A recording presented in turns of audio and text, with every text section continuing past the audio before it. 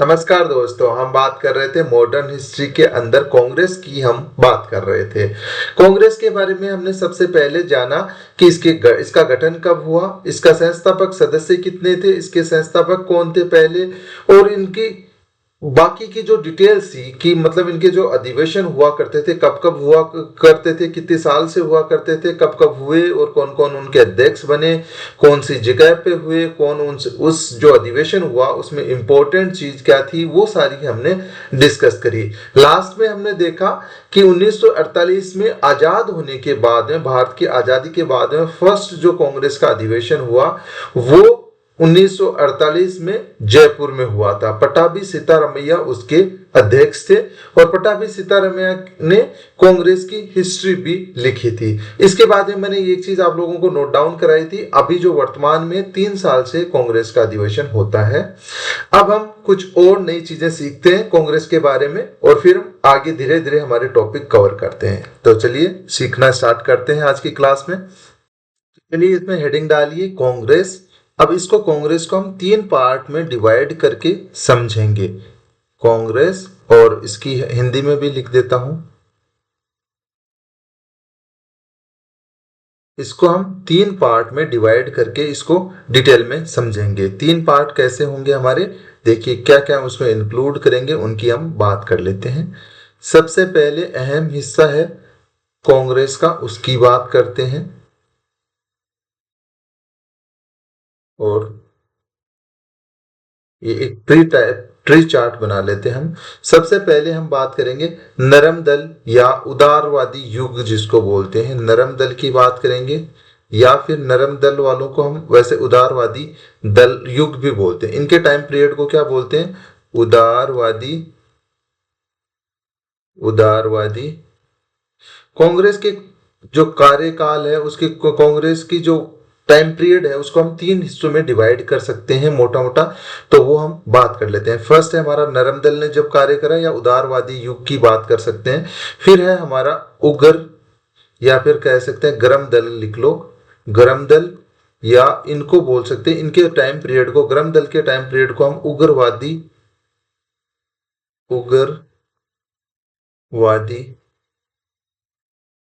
युग, या युग, उग्रवादी युग कहना थोड़ा सा ठीक नहीं रहेगा, हम गरम दल ही कर लेते हैं। उग्रवादी वर्ड थोड़ा सा मुझे ठीक नहीं लगता किसी के लिए यूज करना, तो हम उग्रवादी वर्ड यूज नहीं करेंगे। और फिर हमारा आता है गांधी युग। गांधी का टाइम फ्रेम पीरियड या टाइम फ्रेम काफी अच्छा चला है, काफी लेंथी और काफी लंबा पीरियड उन्होंने बिताया है देश की आजादी के लिए। उन्होंने अपना, महात्मा गांधी जी ने अपना टाइम डिवोट करा था। हम बात करें सबसे पहले गरम दल की। गरम दल के सदस्य कौन थे, गरम दल के जो हम सबसे पहले हम बात कर लेते हैं गरम दल की, उसके बाद में हम बात करेंगे नरम दल और गांधी युग की। गरम दल की बात करें तो इसका जो टाइम पीरियड है वो रहा 1905 से लेकर 1915, या फिर हम कह सकते हैं, और आप यह भी कह सकते हो काफी बुक्स में ऐसा भी मिलता है 1905 से लेके 1919 तक। ठीक है। नरम दल का जो टाइम पीरियड रहा, टाइम फ्रेम रहा, वो 1885 से लेके, जब कांग्रेस का गठन हुआ 28 दिसंबर 1885 से लेके 1905 तक रहा। और गांधी युग की बात करें तो महात्मा गांधी युग तो बाद में 1915 से लेकर 1947 तक रहा। यदि हम इस टाइम पीरियड की बात कर लें, गरम दल को हम 1919 तक माने, तो हम ये कह सकते हैं या 1919 से लेके 1947 तक गांधी युग का टाइम फ्रेम रहा। चलिए अब हम आगे बात करते हैं। सबसे पहले देखते हैं इसमें लीडर कौन थे, नेता कौन थे। नेता लोगों की बात करें, गरम दल के नेता कौन थे, लीडर्स वगैरह की हम यहाँ पे बात कर लेते हैं। गरम दल के 4 लीडर थे, मेन जो लीडर थे वो 4 लोग थे। बाल पाल बाल पाल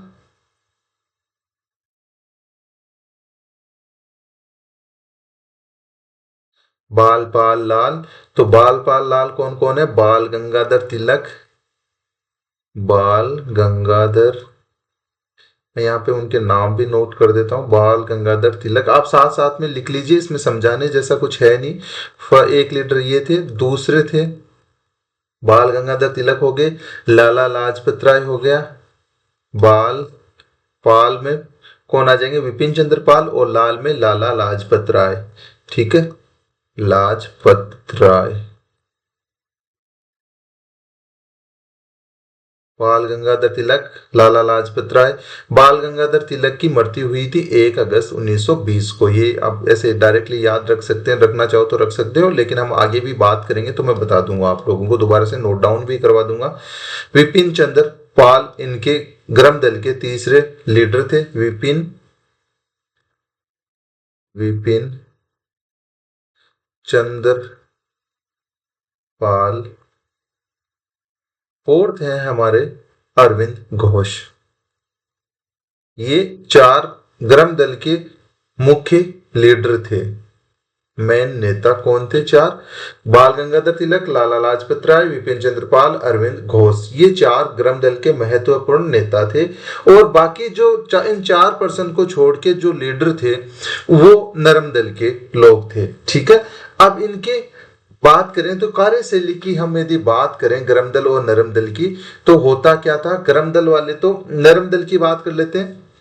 नरम दल की बात करें तो ये कार्य की पद्धति कैसी थी उनकी बात कर लेते हैं। कार्य पद्धति की यदि हम बात करें तो इनके तो क्या हो गए, जो गरम दल जो लीडर्स की बात करें, नेताओं की यदि हम बात करें, इसके जो नरम दल के नेताओं की बात करें तो यहाँ पे लीडर कौन थे, नेता कौन थे? जो 4 गरम दल वालों को छोड़कर, 4 गरम दल वालों को छोड़कर जो शेष बच के, वो गरम दल से बिलोंग ना करके किससे बिलोंग करते थे? नरम दल से बिलोंग करते थे। छोड़कर शेष बचे जो लोग थे उस टाइम पे लीडर थे, वो सारे नरम दल में इंक्लूडेड थे। अब कार्य पद्धति की हम बात करें कि ये कैसे कार्य करते थे, और हम बात करें गांधी युग की, तो इसमें लीडर कौन होंगे भाई? ऑब्वियस चीज है, हमने एक पूरे टाइम फ्रेम को एक लीडर के नाम पे हमने डिवोट करा है, तो वही उनके लीडर होंगे, महात्मा गांधी। एम के गांधी हम शॉर्ट में लिख देते हैं, एम के गांधी, मोहनदास करमचंद गांधी। ठीक है, अब हम बात करें, ये इसके लीडर्स की हमने बात कर ली। आगे हम बात करें कि इनकी कार्य पद्धति की बात करें कि नरम दल वाले कैसे कार्य करते थे, गरम दल वाले कैसे करते थे। सेम कार्य पद्धति की हम गरम दल वालों के समक्ष भी बात करेंगे कि गरम दल वाले कैसे कार्य करते थे, और गांधी युग की भी बात करेंगे कि गांधी युग में कार्य कैसे होता था। कार्य पद्धति की हम बात करेंगे। देखिए, सबसे पहले बात करें नरम दल की। नरम दल वाले लोग क्या करते थे, उनको कैसे किसी कोई कार्य उनको करवाना होता तो वो सबसे पहले क्या करते थे, एक लेटर भेजते थे। ठीक है, अंग्रेजों को क्या भेजते थे, उस टाइम अंग्रेज ही थे तो उनको एक लेटर भेजते थे, फिर उनको रिमाइंडर लेटर भेजते थे। ठीक है, समरण पत्र भेजते थे, उसके बाद में प्रतिनिधि दल भेजते थे। सबसे पहले लेटर भेजते थे, उसके बाद में प्रतिनिधि दल भेजते थे उनके पास कि भाई ये हमारे लीडर हैं, ये कुछ तुमसे बात करना चाहते हैं, अपना पॉइंट रखना चाहते हैं। ठीक है, समरण पत्र भेज दिया, फिर प्रतिनिधि दल भेज दिया, उसके बाद में फोर्थ वो प्रार्थना पत्र भेजते थे। उसके बाद में कहते थे कि भाई हमारी रिक्वेस्ट मान लो। ठीक है, रिक्वेस्ट लेटर भेजते थे। सबसे पहले एक लेटर भेजा, उसको रिमाइंडर लेटर भेजा, फिर प्रतिनिधि दल भेजा, और फिर प्रार्थना पत्र भेजते थे कि भाई हमारी बात सुन ली जाए। अब गरम दल वाले क्या करते थे, गरम दल नाम में ही गर्मी है तो वो क्या करते थे, डायरेक्ट एक्शन लेते थे। काम करवाना है तो डायरेक्टली कॉलर पकड़ के काम करवाते थे, कि हाँ डायरेक्ट एक्शन लेने का काम था। पत्र वत्र नहीं खेलते थे, ये डायरेक्ट एक्शन में बात करते थे, या फिर अल्टीमेटम देते थे या ज्ञापन देते थे कि ये हमारी डिमांड है और तुम्हें माननी है, हम ऐसा चाहते हैं। Ultimatum directly. देखो, गरम दल वाले कैसे कार्य करते थे, डायरेक्ट एक्शन लेते थे, डायरेक्टली ज्ञापन देते थे कि भाई ये हमारी डिमांड है, ये तुम्हें माननी है, बस बाकी कोई हमें फालतू की चीजें नहीं चाहिए, न पत्राचार नहीं चाहिए हमें। हम जो कह रहे हैं, हमारी जो डिमांड है, जेन्युइन डिमांड है, वो तुम्हें माननी है। सिंपल सी कहानी है। ऐसे गरम दल वाले लोग करते थे। नरम दल वाले तो लेटर खेलते थे। और गांधी युग में कार्य कैसा होता था, कार्य की पद्धति कैसे थी, कार्य होता था सत्य के बल पे, अहिंसा के बल पे। हिंसा नहीं होती थी, और सत्याग्रह वगैरह करके कार्य को करवाने की कोशिश करी जाती थी। ये गांधी युग की पद्धति है कार्य कराने की। देखो हमने अभी तक देखा है नरमदल में कार्य करवाने का था, लेटर वगैरह लिख के रिक्वेस्ट के बेसिस पे वो काम करवाते थे। गरम दल वाले अपने जोर बलबूते के आधार पर कार्य करवाते थे। गांधी युग में थोड़ा सा ज्यादा अब अच्छी अप्रोच के साथ में गांधी युग में आए, जो लोग अहिंसा में बिलीव नहीं करते थे और सत्याग्रह करके मतलब लोगों की भीड़ को जुटा के उनके बलबूते पे चीजों को हाईजेक करके उसके बलबूते पे कार्य करवाते थे। वहां पे हिंसा वगैरह नहीं करते थे, ना परेशान करते थे सामने वाले को, लेकिन उसको मजबूर करते थे, बेसिकली मजबूर करके काम करवाते थे गांधी युग में। ठीक है, ये थी हमारी एक टेबल जो मैंने बनाई, आप लोग नोट डाउन कर लीजिए। मैं थोड़ी सी छोटी करके आप लोगों को दिखा देता हूँ, साइज थोड़ी कम कर लेता हूँ जिससे पूरी टेबल एक साथ में दिख जाए। ठीक है, तो जिस बच्चे ने ये नोट डाउन नहीं करी है प्लीज इसको नोट डाउन कर ले। फिर हम क्या करेंगे, थोड़ा सा और आगे बढ़ेंगे और कुछ चीजें और सीखेंगे। यहां से हम अब आगे सीखना चालू करेंगे। पर्टिकुलर जो इवेंट हुए थे हमारे आजादी के टाइम पे, आजादी मिलने से पहले, उन सारे इवेंट्स को हम वन बाई वन यहाँ पे डिस्कस करने वाले हैं। तो ये आप लोग नोट डाउन कर लीजिए। ये हमारे नरम दल के बारे में और गरम दल के बारे में पढ़ा, साथ ही साथ हमने गांधी युग के बारे में भी यहाँ पे जाना कि बेसिकली उनकी अप्रोच क्या थी काम करवाने के लिए। ठीक है, तो इसको आप लोग नोट डाउन कर लीजिए, फिर हम आगे बढ़ते हैं। होपफुली आप लोगों ने नोट डाउन कर लिया होगा ये पोर्शन। तो चलिए अब हम आगे बढ़ते हैं और कुछ और चीजें डिस्कस करते हैं। तो सबसे पहले हेडिंग डालिए बंगाल विभाजन। बहुत ही इंपॉर्टेंट टॉपिक है, यहां से क्वेश्चन वगैरह पूछे जाते हैं। तो सबसे पहले आप हेडिंग डालिए बंगाल विभाजन। बंगाल विभाजन, और बंगाल विभाजन हुआ क्यों, क्या रीजंस थे, कब हुआ, कौन वाइसराय था, इन सब चीजों की बात हम वन बाय वन यहाँ पे करने वाले हैं। ठीक है, तो देखिए हुआ क्या, 1900 के आसपास ऐसा सिनारियो बन गया था हमारे देश में कि अंग्रेजों का थोड़ा विरोध होना स्टार्ट हो गया था। 1857 की क्रांति के बाद में 1900 जब हमारी सदी स्टार्ट हुई, 1900 के समथिंग हमारा टाइम पीरियड स्टार्ट हुआ, उस टाइम हुआ क्या, गरम दल वाले ज्यादा एक्टिव होने लग गए। अभी हमने डिस्कस भी करी थी ये चीज कि गरम दल का जो युग है वो 1905 से स्टार्ट होता है। 1905 के आसपास गरम दल वाले काफी एक्टिव हो गए। तो उनको काबू में पाने के लिए बेसिकली अंग्रेजों ने क्या सोचा, बंगाल में भी बहुत सारी एक्टिविटी हो रही थी अंग्रेजों के खिलाफ, उनको रोकने के लिए गवर्नमेंट ने ये सोचा क्यों ना देश को एक नया स्वरूप दे दिया जाए, एक नया लड़ने के लिए एक मुद्दा दे दिया जाए जिससे हम बच जाएं, हम शासन करते रहें और लोग वाग उसी पे चल के जो हम एक हड्डी फेंकेंगे उस पे लड़ते रहें। और वो क्या था, हिंदू मुस्लिम में बांटना, बंगाल का विभाजन करने की घोषणा कर दी।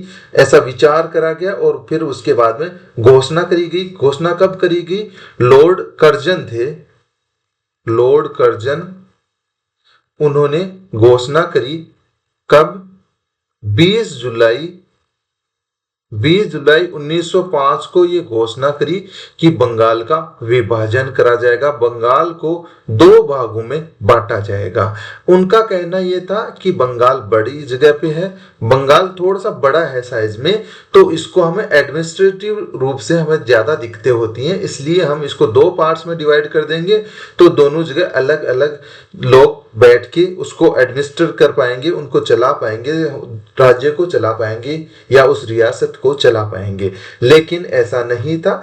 बेसिकली इनका मुद्दा ये था, जो हिंदू मुस्लिम की यूनिटी थी उसको ब्रेक करना इनका टारगेट था। ठीक है, तो इन्होंने प्रशासनिक असुविधा का रीजन देते हुए इन्होंने बंगाल का विभाजन की घोषणा कर दी थी लॉर्ड कर्जन ने 20 जुलाई 1905 को। ठीक है, उन्होंने रीजन क्या दिया, इसके पीछे रीजन ये दिया, जो वहां के ऑफिसर्स थे उन्होंने ये रीजन दिया, लॉर्ड कर्जन जी ने ये रीजन दिया कि प्रशासनिक असुविधा हो रही है।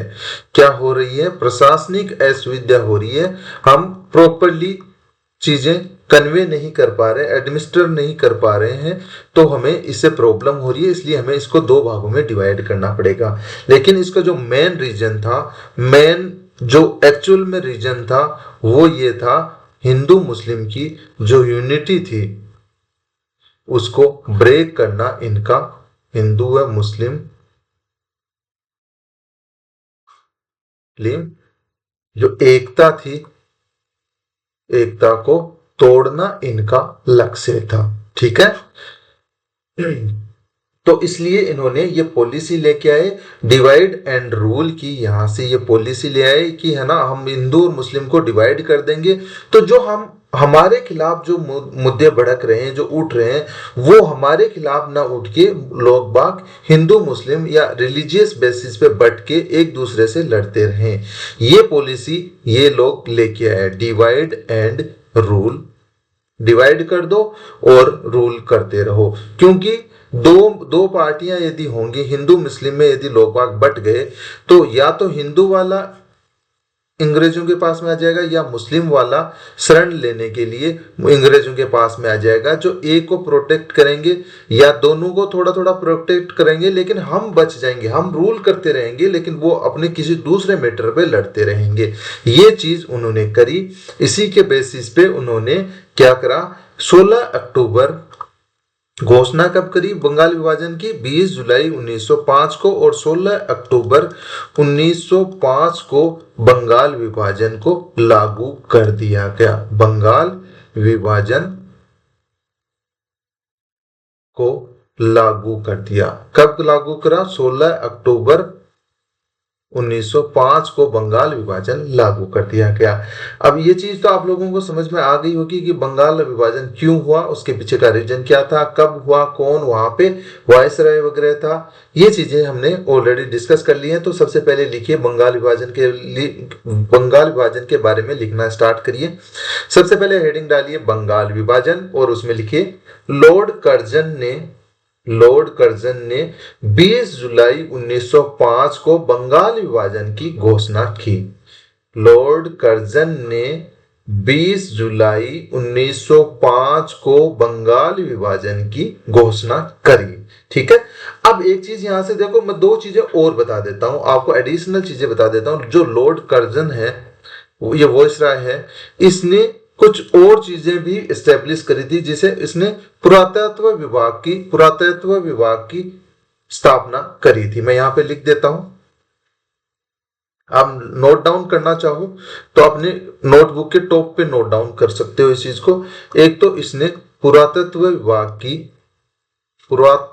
विभाग की स्थापना करी थी। ठीक है, दूसरी चीज, इसने भारतीय महाविद्यालय अधिनियम 1904 पारित करा था। कौन सा, भारतीय महाविद्यालय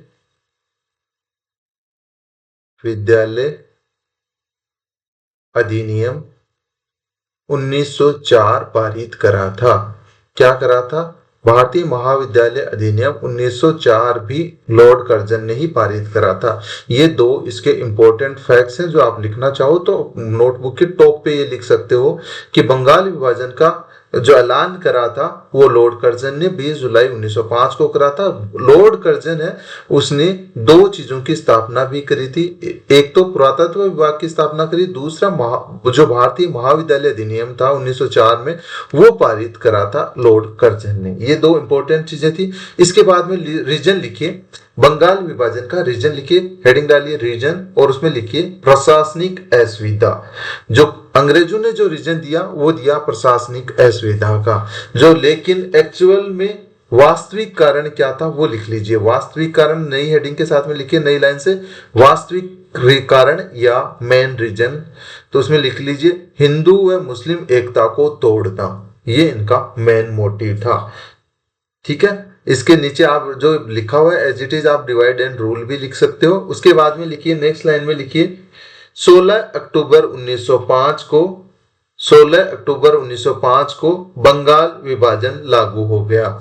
16 अक्टूबर 1905 में बंगाल विभाजन लागू हो गया। ठीक है, ये हमने एक छोटा सा टॉपिक हमारा देखा बंगाल विभाजन। जो हमारे पास, जब मैंने कांग्रेस के बारे में आप लोगों को बताया, तो उसमें मैंने आप लोगों को बताया कि गरम दल कैसे कार्य करता था, गरम दल का टाइम पीरियड क्या था, नरम दल का टाइम पीरियड क्या था और नरम दल कैसे कार्य करता था। उसके बाद में हमने देखा गांधी युग के बारे में। अब हमने यहाँ पे डिस्कस करा कि कैसे 1905 में गरम दल की एंट्री हो गई और उस एंट्री के बेसिस पे बंगाल विभाजन भी हमने कर दिया। देखो मेन रीजन ये नहीं था, गरम दल का रीजन नहीं था, लेकिन चीजें देखो एक साथ में चलती हैं। जहां पंजाब में कोई एक्टिविटी हो रही है उसका असर बंगाल में पड़ता ही पड़ता है। यहाँ कोई उग्र घटना हो रही है तो पंजाब में भी, बंगाल में भी ऐसी संभावना है। यदि कोई सिमिलर इश्यूज चल रहे हैं तो उसका प्रभाव वहां पे देखने को मिलेगा ही मिलेगा। जैसे मैं एक रिसेंट एग्जाम्पल से आपको समझाऊं तो किसान आंदोलन नॉर्थ इंडिया में अच्छा प्रभावी रूप से चला। दिल्ली को चारों तरफ से घेर लिया, जगह जगह धरने प्रदर्शन हो रहे थे। उसका असर आप लोग नोटिस करोगे कि साउथ इंडिया में भी उसका असर पड़ा था। कहीं ना कहीं उस वहां के किसानों को भी उन्होंने जागृत करने का कार्य करा था। सेम चीज आप ऑल ओवर दी इंडिया देख सकते हो, ये नोटिस कर सकते हो कि सेम टाइम पे महाराष्ट्र वगैरह वहां पे भी ये इफेक्ट देखने को मिला था, लेकिन इतना लार्ज स्केल पे देखने को नहीं मिला था जितना नॉर्थ इंडिया में देखने को मिला था। तो चलिए अब हम हमारे एक नए और अच्छे टॉपिक की शुरुआत करते हैं, वो है स्वदेशी आंदोलन। स्वदेशी आंदोलन आप हेडिंग डालिए और उसमें हम कुछ चीजें पढ़ना स्टार्ट करते हैं। पहले हम बैकग्राउंड बनाएंगे कि स्वदेशी आंदोलन स्टार्ट क्यों हुआ, उसके पीछे के क्या क्या रीजंस थे। उसके बाद में हम स्वदेशी आंदोलन के बारे में पढ़ेंगे। तो आप सबसे पहले हेडिंग डालिए स्वदेशी स्वदेशी आंदोलन। क्यों ये स्टार्ट हुआ, इसके पीछे क्या रीजन थे, इसके अंदर हुआ क्या, या एंटी पार्टीशन मूवमेंट भी बोलते हैं स्वदेशी आंदोलन, या एंटी पार्टीशन, इंग्लिश में बोलते हैं एंटी पार्टीशन मूवमेंट। ठीक है, चलो इसके बारे में पढ़ना स्टार्ट करते हैं। देखो बेसिकली हुआ क्या, ये स्टार्ट कब हुआ, 5 अगस्त 1905 को टाउन हॉल कलकत्ता में ये इसकी शुरुआत हुई थी। हुआ क्या था, 5 अगस्त 1905 को 5 अगस्त 1905 को इसकी शुरुआत हुई। कोलकाता के टाउन हॉल में इसकी शुरुआत हुई, टाउन हॉल कोलकाता में इसकी शुरुआत हुई। और इसमें हुआ क्या क्या उसकी बात कर लेते हैं। बेसिकली जो कार्य हुए इसमें हुआ कि लोगों ने ये सोचा, जैसे एक थ्योरी भी दी थी। थ्योरी किसने दी थी, लगभग इसी टाइम पीरियड में दादा भाई नौरोजी ने एक थ्योरी दी थी। और वो क्या दी थी कि भारतीय धन का निष्कासन हो रहा है और भारतीयों को इसका लाभ भी नहीं हो रहा। ये थ्योरी उन्होंने दी थी, ये हमने पढ़ा था, आप लोगों को पता हो तो। ये भी इस देखो हर चीज का फर्क पड़ता है, आप लोग नोटिस करोगे तो इसका भी फर्क पड़ता है। लिए इसमें हुआ क्या हम बात करते हैं। देखिए विदेशी शिक्षा का इसमें बहिष्कार करा गया। बेसिकली इसका मोटिव ये था इस आंदोलन करने का, स्वदेशी आंदोलन करने का। जैसे आजकल भी आप नोटिस करोगे दिवाली के आसपास हर गवर्नमेंट का यही रोना रहता है कि स्वदेशी अपनाओ, विदेशी को अडॉप्ट नहीं करो। ठीक है, बट उसमें वो खुद वर्क करें। यदि आप लोग ये देखिए कि यदि गवर्नमेंट चाहेगी तो दूसरे देश से आएगा ही नहीं ना, मटेरियल आएगा ही नहीं। उसको मार्केट तो गवर्नमेंट ही दे रही है ना, गवर्नमेंट ही अलाउ करती है कोई सामान आने के लिए। गवर्नमेंट उसको अलाउ नहीं करेगी तो मार्केट में आएगा नहीं, मार्केट में नहीं आएगा तो इंडियन स्वदेशी ही खरीदा जाएगा ना। लेकिन उस चीज पे कोई कार्य नहीं करता, क्योंकि सबकी अपनी अपनी मार्केटिंग पॉलिसी होती है, ट्रेड पॉलिसी होती है, हर देश की अपनी ट्रेड पॉलिसी होती है। बट ठीक है, जो भी है, अब बात अपने पॉइंट पे आते हैं वापस। स्वदेशी आंदोलन के बारे में पढ़ना स्टार्ट करते हैं। इसमें सबसे बड़ा मोटिव क्या था कि लोग ये चाहते थे कि हमारा जो रॉ मटेरियल है हमारे देश का वो बाहर ना जाए, जो हमारे देश की अंदर की संपत्ति है उसी को हम अडॉप्ट करें। बाहर की जो भी हमारे पास वैल्यूज हैं, जो भी हमारे पास आइटम्स हैं, उनको हम परचेज ना करें। जिससे क्या होगा, हमारे देश का जो शिल्पकार है, जो छोटे उद्योग का कर्मचारी है, छोटे उद्योग को चलाने वाला पर्सन है, जो जूती बना रहा है, जो कच्चे मटेरियल से सामान तैयार कर रहा है, उसको क्या होगा, एक बूस्ट मिलेगा। बूस्ट मिलेगा तो हमारे देश की अपने आप इकोनॉमी बढ़ेगी, हमें हमारे पास में पैसे का सर्कुलेशन बना रहेगा और हमारे देश के अपने लोगों को उस चीज से फायदा होगा। यदि हम अंग्रेजों से उस पर्टिकुलर टाइम की, उस टाइम पीरियड 1905 की हम बात कर रहे हैं कि उस पर्टिकुलर टाइम में यदि हम नहीं खरीदेंगे, भाई बाहर से अंग्रेजों का सामान नहीं खरीदेंगे, अन्य अंग्रेजों से आई हुई सामान या वस्तुएं यदि हम नहीं खरीदेंगे, यदि हम, तो उससे क्या होगा, उससे हमें फायदा होगा, हमारे जो देश के अपने लोग हैं उनको प्रोडक्शन में फायदा मिलेगा, उनकी चीजों को बढ़ावा मिलेगा। वही चीज यहाँ पे चाहते थे। और यहाँ पे क्या क्या हुआ, विदेशी शिक्षा का बहिष्कार करा गया, स्वदेशी शिक्षा का प्रचार प्रसार करा गया, ठीक है, विदेशी वस्तुओं का बहिष्कार करा गया और स्वदेशी वस्तुओं का प्रचार प्रसार करा गया। और साथ ही साथ इस टाइम पे विदेशी कपड़ों की होली भी जलाई गई थी, ठीक है। ये सारी पूरी घटनाएं हो रही थी हमारे पूरे मास लेवल और पूरे इंडिया लेवल पे, ये सारी घटनाएं हो रही थी। बेसिकली मोटिव ये था कि ना अपने देश की चीजों को अपनाया जाए और जो बाहर की चीजें हैं उनको रिजेक्ट करा जाए, उनको अडॉप्ट ना करा जाए। 5 अगस्त 1905 को टाउन हॉल कोलकाता में स्वदेशी आंदोलन स्टार्ट हुआ और इसमें बेसिकली विदेशी शिक्षा का बहिष्कार हुआ, स्वदेशी शिक्षा का प्रचार प्रसार करा गया। और इसी ड्यूरेशन में 1906 में भारतीय शिक्षा परिषद का गठन हुआ। किसका गठन हुआ? भारतीय शिक्षा परिषद का गठन हुआ। साथ ही साथ इसी टाइम पीरियड में जब हमारे देश में मूवमेंट चल रहा था, स्वदेशी आंदोलन चल रहा था या एंटी पार्टीशन मूवमेंट चल रहा था, उसी टाइम ड्यूरेशन में यहाँ पे रविंद्रनाथ टैगोर जी ने, RNT जिनको शॉर्ट में लिख सकते हैं, रविंद्रनाथ टैगोर जी ने एक गाना लिखा था, बहुत ही फेमस हुआ था। बांग्ला में एक गाना लिखा था, अमार सोनार, एक गाना लिखा, क्या नाम था? अमार सोनार एक गाना लिखा जो आगे चल के बांग्लादेश का राष्ट्रीय गीत बना। ये गीत जो अमार सोनार गीत था वो आगे चल के बांग्लादेश का राष्ट्रीय गीत बना था। और कब बना था राष्ट्रीय गीत, कब बना बांग्लादेश का? 1972 में बांग्लादेश का राष्ट्रीय गीत बना, ठीक है। और ये इसी टाइम पे लिखा गया था, स्वदेशी मूवमेंट चल रहा था, उसी टाइम पे ये लिखा गया था। आगे हम बात करें इसका क्या रिजल्ट बना। और इसके अलावा एक यहाँ पे हिंदू मुस्लिम थे, उन्होंने रक्षाबंधन मनाई थी। रक्षाबंधन मतलब एक दूसरे को राखी बांध के, मुस्लिम औरतों ने हिंदू भाइयों के और हिंदू बहनों ने मुस्लिम भाइयों के राखी बांध के रक्षाबंधन सेलिब्रेट करी थी इस टाइम पे, ठीक है। और इसका रिजल्ट क्या निकला? जो ये स्वदेशी मूवमेंट करा, इसका रिजल्ट ये निकला, इस टाइम पे जो इंग्लिश गवर्नमेंट थी, ब्रिटेन के जो अंग्रेज थे, उन्होंने 1911 में बंगाल विभाजन को, जो बंगाल विभाजन हुआ था उसको रद्द कर दिया।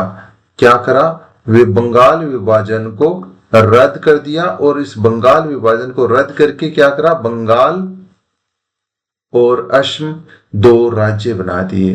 बंगाल और असम 2 राज्य बना दिए। तो बात तो वहीं की वहीं आ गई, डिवाइड तो हो ही गया, लेकिन वो एक क्या है, रिलीजियस बेसिस पे डिवाइड नहीं हुआ, ठीक है। तो चलिए अब एक बार इसको नोट डाउन कर लेते हैं और फिर हम आगे बात करेंगे, कुछ और चीजें सीखेंगे, टाइम पीरियड के अनुसार चलते जाएंगे। हम अभी 1905 की बात कर रहे हैं, फिर हम 1906 की बात करेंगे, 1906 में क्या मूवमेंट हुए, इस हिसाब से हम आगे बढ़ते चले जाएंगे। तो लिखिए स्वदेशी आंदोलन, हेडिंग डालिए और इसमें लिखिए इसमें कार्य क्या हुए उनकी बात कर लेते हैं। सबसे पहले लिखिए कार्य में लिखिए विदेशी शिक्षा का बहिष्कार करा गया, विदेशी शिक्षा का बहिष्कार, स्वदेशी शिक्षा का प्रचार प्रसार, विदेशी शिक्षा का बहिष्कार, स्वदेशी शिक्षा का प्रचार प्रसार किया गया। 1906 में, नेक्स्ट लाइन में लिखिए, 1906 में भारतीय शिक्षा परिषद गठित की गई। लिखिए नेक्स्ट लाइन में लिखिए 1906 में भारतीय शिक्षा परिषद गठित की गई। नेक्स्ट लाइन में लिखिए विदेशी वस्तुओं का बहिष्कार किया गया। इस आंदोलन के हम कार्यों की बात कर रहे हैं कि इस ड्यूरेशन में क्या क्या अच्छे अच्छे काम हुए। ठीक है, स्वदेशी आंदोलन के अंदर क्या क्या कार्य हुए वो लिखिए। विदेशी वस्तुओं का बहिष्कार किया गया, विदेशी वस्तुओं का बहिष्कार किया गया व स्वदेशी वस्तुओं का प्रचार प्रसार किया गया। विदेशी वस्तुओं का बहिष्कार किया गया एवं विदेशी वस्तुओं का बहिष्कार किया गया एवं स्वदेशी वस्तुओं का प्रचार प्रसार किया गया एवं स्वदेशी वस्तुओं का प्रचार प्रसार किया गया। इस समय विदेशी कपड़ों की होली जलाई गई। इस समय विदेशी कपड़ों की होली जलाई गई। नेक्स्ट लाइन में लिखिए, इस आंदोलन के समय रविंद्रनाथ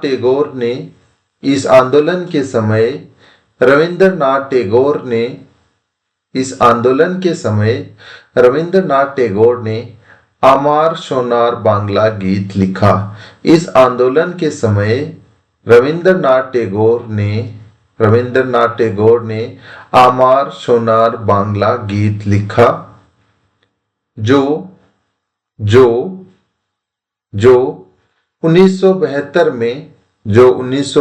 में बांग्लादेश का राष्ट्रगीत बना। जो 1972 में बांग्लादेश का राष्ट्रगीत बना। ठीक है, नेक्स्ट लाइन में लिखिए, स्वदेशी आंदोलन के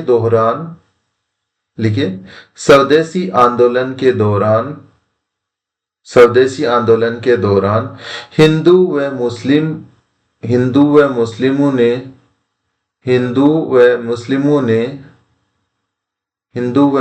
ने रक्षाबंधन मनाई। हिंदू व मुस्लिमों ने स्वदेशी आंदोलन के दौरान रक्षाबंधन मनाई। नेक्स्ट लाइन में लिखिए, अब इसका परिणाम देख लेते हैं। ये कार्य हुए थे, हमारी हेडिंग थी कार्य, उसमें हमने ये सारी चीजें पढ़ी। आप लोग विदेशी आंदोलन कब स्टार्ट हुआ, 5 अगस्त 1905, ये जरूर लिख लीजिएगा। टाउन हॉल कोलकाता में आप एज इट इज लिख लीजिए, जैसा आपको स्क्रीन पे जैसा ये दिखाई दे रहा है वैसा का वैसा आप लोग नोट डाउन कर लीजिए। क्या लिखोगे, स्वदेशी आंदोलन 5 अगस्त 1905 को शुरू हुआ टाउन हॉल कोलकाता में। ये एज इट इज आप लोग नोट डाउन कर लीजिए। फिर आगे लिखिए, इसके रिजल्ट्स क्या रहे वो लिख लेते हैं। नेक्स्ट लाइन में लिखिए, 1911 में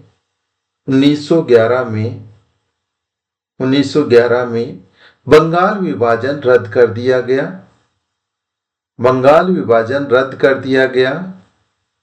1911 में बंगाल विभाजन रद्द कर दिया गया एवं बंगाल व असम राज्य बना दिए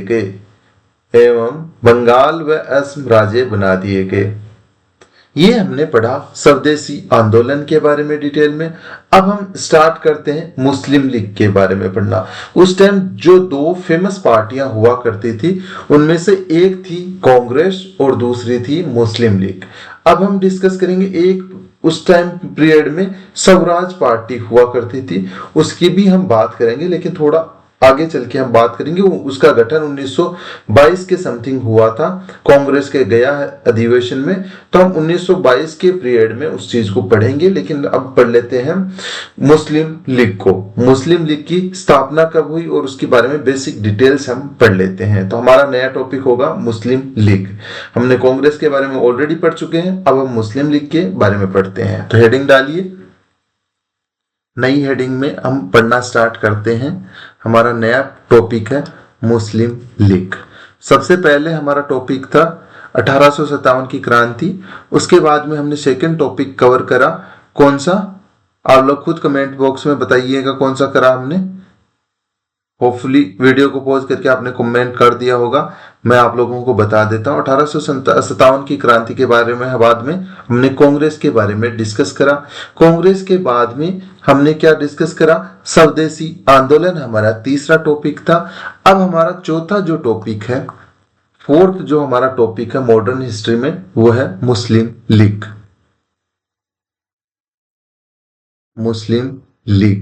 इसके बारे में हम डिटेल में डिस्कस करेंगे। मुस्लिम लीग की बात करें तो इसकी ये एक पार्टी थी जो कांग्रेस का या कांग्रेस की नीतियों का विरोध कर रही थी। पूरे जोर शोर के साथ में कांग्रेस की जो भी नीतियां थी जो मुस्लिमों के अगेंस्ट थी या जो इनको पसंद नहीं आ रही थी, उनका अच्छा खासा इन्होंने विरोध करा। देशव्यापी इनका विरोध रहा कांग्रेस की नीतियों का। ठीक है, तो एक बार हम इसके बारे में डिस्कस कर लेते हैं। इसका गठन कैसे हुआ, कब इसकी स्थापना हुई, उन सब के बारे में बात कर लेते हैं। देखिए हुआ क्या, जनवरी 1906 में तीन लोग थे, सॉरी दो लोग थे। एक थे आगा खां,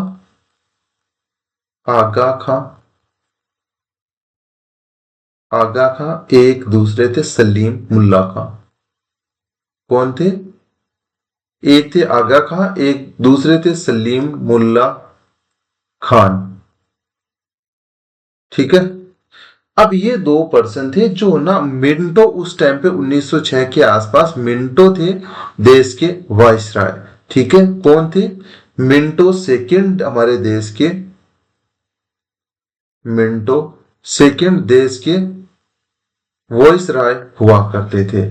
ठीक है, उनसे मिले और मुस्लिम लीग की स्थापना की अनुमति मांगी उन्होंने क्या करा, जनवरी 1906 में आगा खान और सलीम मुल्ला खान दो पर्सन थे, उन्होंने मिंटो सेकंड जो वाइसराय थे उनसे मिले और उनसे देश में मुस्लिम लीग नाम की एक पार्टी की स्थापना करने के लिए अनुमति मांगी और उनको अनुमति मिल भी गई। और इसकी स्थापना कब हुई? अंग्रेज तो बेसिकली यही चाह रहे थे कि भाई लड़ने वाले आपस में कोई तो हो, डिवाइड एंड रूल उनका बेसिक मोटिव था और उसमें वो सक्सेस भी होते जा रहे थे। स्थापना इस पार्टी की, इसके जो रिक्वेस्ट थी मिंटो सेकंड के सामने, वो जनवरी 1906 में रखी, लेकिन इस पार्टी की मुस्लिम लीग की स्थापना हुई थी दिसंबर 1906 में। करीबन एक साल भर का टाइम लग गया था। इसके जो संस्थापक कौन थे?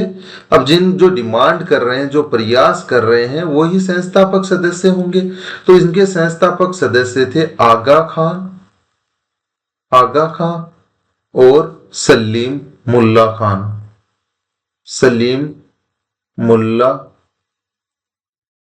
खान। ठीक है, सलीम मुल्ला खान और आगा खान दो पर्सन थे, इनके संस्थापक सदस्य थे। और आप यहां से एक चीज देखिएगा, जो हमारे आगा खां थे जिन्होंने डिमांड करी थी मुस्लिम लीग के स्टेब्लिश करने के लिए, वो ढाका जो हमारी जगह थी, अभी करंटली ये ढाका है बांग्लादेश की राजधानी, और ढाका के क्या थे? ये नवाब या किंग ऑफ ढाका थे आगा खान। ठीक है, इन्होंने डिमांड करी जनवरी 1906 में मिंटो से कि भाई हम ऐसी एक पार्टी बनाना चाह रहे हैं, और उनको दिसंबर 1906 में अनुमति भी मिल गई। संस्थापक सदस्य को पता चल गया और उनका स्थान कहाँ था, उनकी स्थापना कहाँ करेगी, इसकी जो स्थापना कहाँ पे हुई, कौन से प्लेस पे मुस्लिम लीग की स्थापना हुई, उसकी हम बात कर लेते हैं। स्थान कौन सा था उसके बाद में हम डिस्कस करेंगे। फाउंडेशन, जो चेयरमैन कौन बना, फाउंडेशन का चेयरमैन स्टार्टिंग में किसे बनाया गया, मुस्लिम लीग का चेयरमैन, फाउंडेशनल चेयरमैन किसको बनाया गया, उसकी बात करेंगे। उसके बाद में हम बात करेंगे फर्स्ट प्रेसिडेंट या अध्यक्ष कौन बने मुस्लिम लीग के, उनकी हम बात करेंगे। उसके बाद में हम बात करेंगे प्रथम अधिवेशन कहाँ पे हुआ, उसके बारे में हम डिटेल में बात करेंगे। प्रथम अधिवेशन कहाँ पर हुआ उसकी हम बात करेंगे। और मुस्लिम लीग जो पार्टी थी उसका बेसिक उद्देश्य क्या था, मोटिव क्या था, उसकी बात हम करेंगे। अब in one by one in points को हम डिस्कस कर लेते हैं। सबसे पहले हमारा पॉइंट था कि इसकी स्थापना कब हुई, दिसंबर 1906 में। संस्थापक कौन थे, आगा खान और सलीम मुल्ला खान। अब हम थर्ड बात करते हैं किस स्थान पे इनकी इस पार्टी की, जो मुस्लिम लीग पार्टी है, उसकी स्थापना हुई। देखिए, आगा खान ढाका के राजा थे, नवाब थे। अब वो तो किसी दूसरी जगह पे जाएंगे क्यों, जब वो ही पार्टी बना रहे हैं तो ऑब्वियस सी चीज है, ढाका में ही उसकी स्थापना होगी। जहां मुस्लिम लीग की स्थापना कहाँ हुई, ढाका में हुई। ठीक है, इसके बाद है फाउंडेशनल चेयरमैन कौन बनेंगे। अब ये सोचिए, जो राजा एक डिमांड कर रहा है उससे बड़ा क्या होगा, कोई नहीं होगा। तो फाउंडेशनल चेयरमैन कौन बने इसके, आगा खान। आगा खान मुस्लिम लीग के फाउंडेशनल चेयरमैन बने। इनका प्रथम अध्यक्ष कौन बना, प्रथम अध्यक्ष बनाया गया वकार, कभी भी गलत मत कर देना आप, सलीम मुल्ला खान बिल्कुल मत कर देना, आपको दिखेगा। और पहला ऑप्शन, ए ऑप्शन, आपको हमेशा सलीम मुल्ला खान या आगा खान में से एक मिलेगा। जब आपसे पूछा जाए कि मुस्लिम लीग का प्रथम अध्यक्ष कौन था, उसमें कभी भी आगा खान और सलीम मुल्ला खान को टिक मत कर देना, नहीं तो गलत हो जाएगा। इसका कौन था, वकार उल मुश्ताक हुसैन। कौन थे, वकार उल मुश्ताक हुसैन इसके प्रथम अध्यक्ष बने। ठीक है, अब हम बात करें प्रथम अधिवेशन कहां पे हुआ, तो हम इसका प्रथम अधिवेशन, जो मुस्लिम लीग का प्रथम अधिवेशन है, वो हुआ अमृतसर में। पंजाब के अंदर ये जगह पड़ती है अमृतसर। तो वहां पे इसका प्रथम अधिवेशन हुआ। और इसका मेन मोटिव क्या था, मुस्लिम लीग को स्टेब्लिश करने का। और इसका मोटिव क्या था, तो इसका मोटिव ये था भाई साहब, जो 28 दिसंबर 1885 में मुस्लिम जो कांग्रेस पार्टी का गठन हो गया है, वो नीतियां बनाने में, नीतियों में इंटरफेयर करती है। वो अपनी बातें मनवाती है, किससे, अंग्रेजों से। तो उसका प्रभाव बढ़ता जा रहा था, प्रभुत्व बढ़ता जा रहा था, डोमिनेंस बढ़ता जा रहा था। उसी डोमिनेंस को अपने फायदे के लिए, मुस्लिम लीग के लिए इस्तेमाल करने के लिए आगा खान और सलीम मुल्ला खान ने मुस्लिम लीग की स्थापना की थी। इसका उद्देश्य था कांग्रेस की नीतियों का विरोध करना, कांग्रेस की नीतियों का विरोध करना।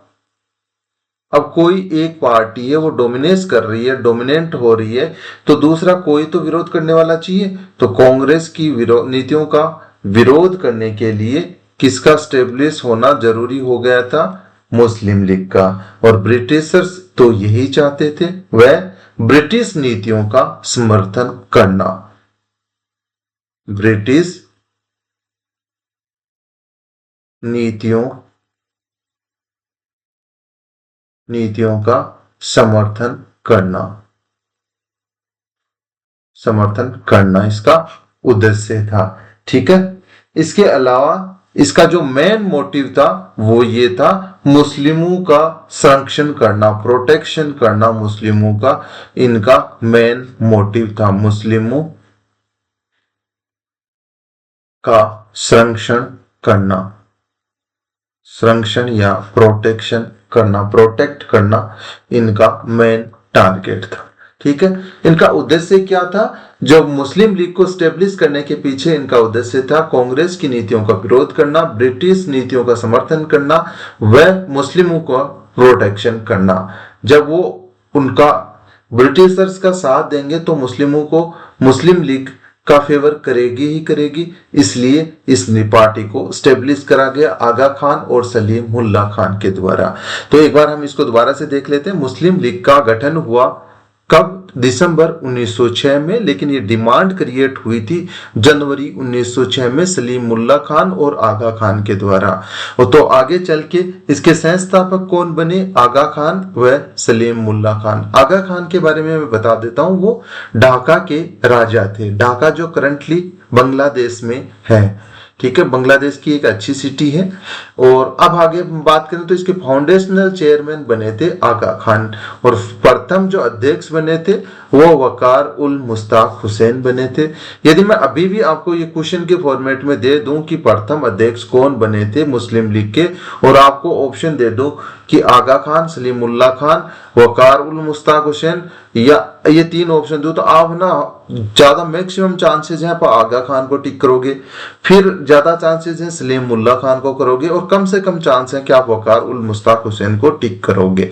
क्योंकि ये साइकोलॉजिकल गेम है, क्योंकि मैंने आपको पहले मुस्लिम लीग में सबसे पहले दो नाम आपको बता दिए हैं और वो दो बार बता दिए हैं, इसलिए आप लोगों को वो ज्यादा आपकी मेमोरी कैप्चर कर लेती है, तो ये नाम थोड़ा सा याद रहना थोड़ा सा मुश्किल हो जाता है। तो आप लोग मेमोराइज जरूर करें इस नाम को, ये स्पेशली ध्यान रखें कि फर्स्ट अध्यक्ष कौन था मुस्लिम लीग का, तो याद आना चाहिए वकार उल मुश्ताक हुसैन, वकार उल मुश्ताक हुसैन। ठीक है, तो प्रथम अधिवेशन कहां पे हुआ मुस्लिम लीग का? अमृतसर में हुआ। उद्देश्य क्या था मुस्लिम लीग को स्टेब्लिश करने का? कांग्रेस की नीतियों का विरोध करना और ब्रिटिश नीतियों का समर्थन करना, मुस्लिमों का प्रोटेक्शन या सैंक्शन करना इसका उद्देश्य था। होपफुली ये चीजें आप लोगों को समझ में आ गई होंगी। तो आप मैं एक बार वीडियो को स्क्रॉल कर देता हूं, तो आप लोग मुस्लिम लीग को as it is note down कर लीजिए। इसमें ऐसा कुछ है नहीं कि मैं आपको लैंग्वेज के फॉर्म में लिखाऊं। एक आप लाइन लिख सकते हैं, स्थापना से पहले वाला जो पॉइंट है वो लिख लीजिए। जनवरी 1906